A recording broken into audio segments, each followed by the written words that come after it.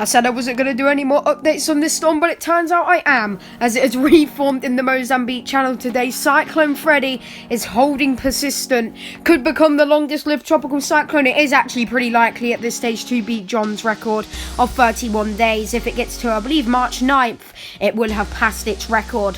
Now, the models are really going everywhere for this storm. Some of them taken into Mozambique, other ones taken into Madagascar. There's a very huge cone of uncertainty at the minute where it's going to be tracking. We realistically do not know, but you can see in the satellite imagery, definitely a tropical storm. ATCF have given it winds of, I think, 50 miles per hour, so pretty powerful at this time, and yeah, looking pretty decent on the satellite imagery. Currently, the storm has maximum sustained winds from our analysis of 55 miles per hour. That is 90 kilometers per hour, pressure of 991 millibars, and it is moving east at 4 miles per hour. And currently, it is a threat to land. It's going to be a threat to somewhere. Currently, the storm is basically positioned straight over, right over Europa Island as of this time.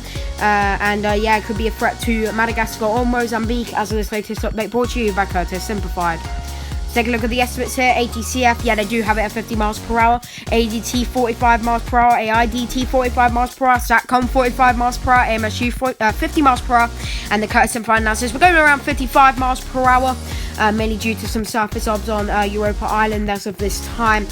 Taking a look at our forecast. Now, we did release one about an hour ago, but of course the storm has intensified since then, so we've just made a new one. Currently it's at 55 miles per hour. In the next 24 hours we're expecting it to reach 75, and then 48 hours 90, and potentially reaching category 2 status around 72 hours out. Now, this intensity and track is extremely uncertain, so if the storm makes a landfall over Madagascar, which we aren't expecting in this forecast, if it did make a landfall, it would completely hinder the storm's intensity. It would really hinder it. And then you can see it starts weakening at around the 96 hour, but then keeps it kind of strong to around 120 hours, which by that point is 5 days. So still a category 1 within the next 5 days. That is quite powerful. Taking a look at the JTWC forecast cone, we can see they're expecting it to intensify up to that cyclone intensity. They're taking it out into the middle of the Mozambique Channel, but you can see that very large cone of uncertainty. I mean, look at this. This is a massive cone of uncertainty, actually stretching from Beira, Mozambique, all the way down to Taraja, and even towards the southern Madagascar island south of the Madagascar island. So it is a really cone of uncertainty, really uncertain where the storm's going to be tracking. Take a look at some satellite imagery. This is RB top floater imagery, and we can quite clearly see a very nice structure starting to develop. It looks like it may be a central dense overcast with that nice band sort of flowing into the storm. Definitely not a CCC pattern at this time, which is good if the storm wants to intensify, and it is looking pretty decent. That center of circulation does look to be nicely covered by convection, and that was not the case yesterday though, but now it's looking pretty nice.